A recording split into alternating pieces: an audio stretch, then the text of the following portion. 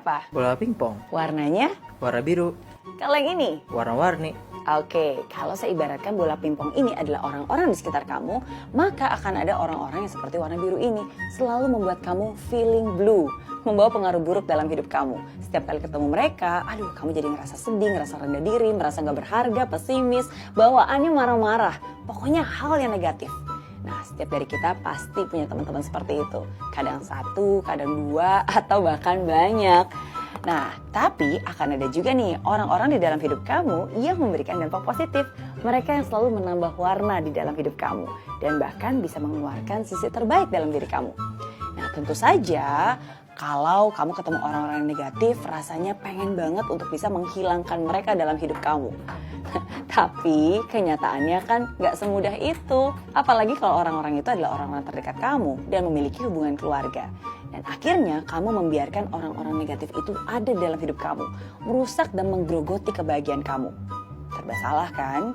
Nah, jadi artinya di hidup ini akan ada banyak orang yang hidup izinkan untuk hadir. Kadang ada yang positif, tapi kadang ada juga yang negatif. Nah, kalau kamu tidak bisa menghilangkan negatif, ya nggak apa-apa, tapi jangan juga dibiarkan. Yang harus kamu lakukan adalah menciptakan batasan dan menentukan pilihan. Ya, ciptakanlah batasan, lingkaran untuk diri kamu sendiri. Dan pilih siapa saja orang-orang yang kamu izinkan untuk masuk di sini. Orang-orang yang membuat kamu maju, bertumbuh, orang-orang yang menyemangatimu, membawa pengaruh baik dalam hidup kamu. Mereka lah yang akan mendapatkan lebih waktu dan juga perhatian kamu.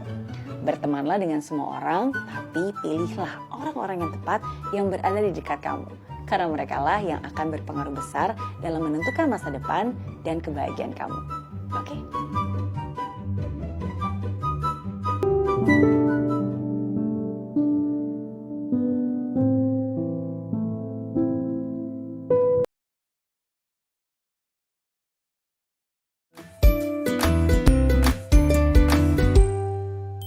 Ibu dan Bapak Guru Hebat.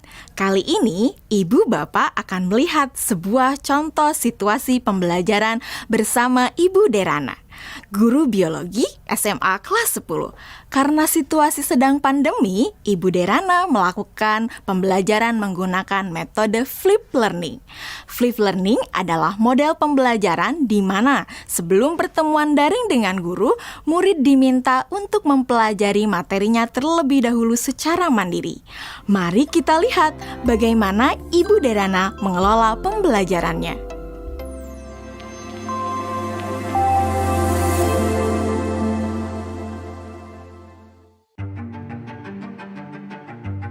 Sebelum mengajar, beberapa hari sebelumnya, Ibu Derana tentu melakukan persiapan terlebih dahulu. Dalam tahap ini, Ibu Derana benar-benar memastikan bahwa ia memahami tujuan pembelajaran yang ia ingin murid-muridnya capai.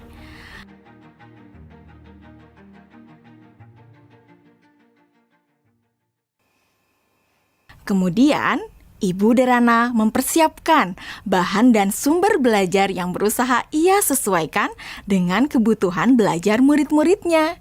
Ia menyiapkan beberapa buku, salinan artikel koran, video-video yang semuanya berkaitan dengan materi yang akan dipelajari murid-muridnya.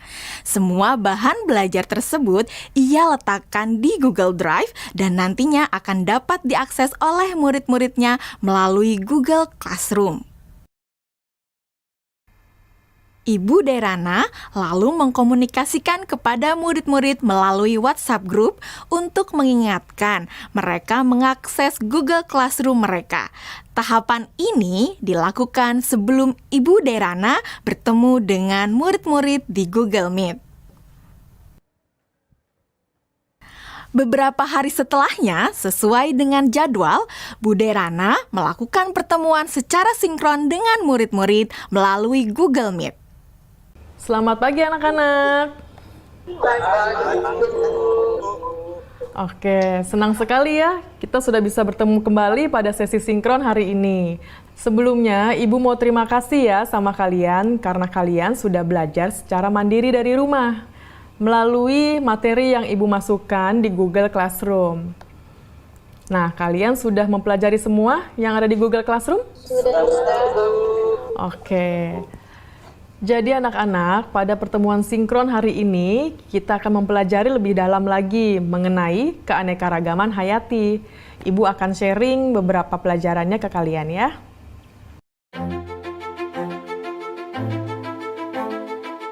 Nah, anak-anak, sekarang Ibu ada pertanyaan. Jawab pertanyaan dari Ibu ini ya. Tingkat keanekaragaman hayati mana yang paling penting dilindungi terlebih dahulu? Mengapa demikian? keanekaragaman hayati. Hayati karena ada sumber daya alam tersebut sudah dipastikan lebih terjamin, Bu. Kesehatannya juga fungsinya juga sumber daya alam hayati ini juga lebih sering digunakan dibandingkan dengan sumber daya alam non hayati karena lebih terjamin. Seperti itu, Bu, jawaban dari saya. Oke, jawabannya bagus sekali itu ya. Itu lengkap banget jawabannya. Yang lain sudah mendengarkan dan sudah memahami apa jawaban dari Dwi Melati? Sudah, Bu. Oke, sekarang kita lanjut ke pertanyaan selanjutnya ya anak-anak ya. Kapan terancamnya keanekaragaman hayati ekosistem dapat mengancam keanekaragaman hayati spesies dan genetis? Dan kenapa jawabannya seperti itu? Kalian bisa menjawab pertanyaannya melalui kolom chat ya. Selama sesi sinkron, Ibu Derana memberikan pertanyaan-pertanyaan lainnya yang dapat memperkaya materi dan pemahaman murid akan konsep. Cuaca ekstrim. Oke, sekarang Di akhir pembelajaran, Ibu Derana memberikan murid tantangan untuk menganalisis ancaman pada satu lokasi di wilayah Indonesia yang membawa dampak negatif bagi 3 tingkatan keanekaragaman hayati. Berikut rekomendasi penanganannya. Yusuf, silakan. Tugasnya dibuat dalam bentuk apa, Bu? Apakah boleh dalam bentuk infografis? Oke, ada lagi yang mau ditanyakan? Yang lain ada yang mau bertanya? Nadia. Oke, silakan pertanyaannya apa Nadia? Apakah boleh dalam bentuk poster juga, Bu? Kalian boleh memilih bagaimana cara kalian menunjukkan pemahaman kalian. Bisa melalui video, poster, tulisan, dan sebagainya. Ya, Bu, izin bertanya. Ya, Lokasinya yang dipilih gimana ya, Bu? Apakah ada ketentuan-ketentuan khusus? oke. Ada lagi yang mau bertanya? Ibu simpan dulu pertanyaannya ya. Bu, saya mau tanya, apakah untuk mengerjakan tugas ini kita harus datang ke lokasi tersebut, Bu? Oke, untuk lokasinya tidak perlu datang langsung ke lokasi tujuan ya. Jadi kalian bisa mencari langsung itu melalui online. Bu Derana melakukan diferensiasi produk dengan membebaskan murid memilih bentuk hasil pekerjaannya atau produk tugasnya sesuai dengan kenyamanan murid. Anak-anak, tadi Ibu sudah sampaikan ya bahwa hasil pekerjaan kalian dapat dibuat dalam berbagai bentuk produk. Artinya, kalian boleh memilih apakah kalian ingin menyampaikannya dalam bentuk poster digital, website, video, blog, presentasi PowerPoint, dan sebagainya. Nah, sekarang silahkan kalian sesuaikan dengan minat dan kenyamanan masing-masing.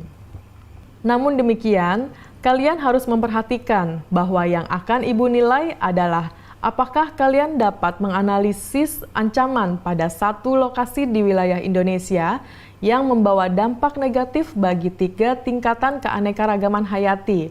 Berikut rekomendasi penanganannya. Jadi, poin-poin kriteria yang akan dinilai akan berkaitan dengan hal tersebut.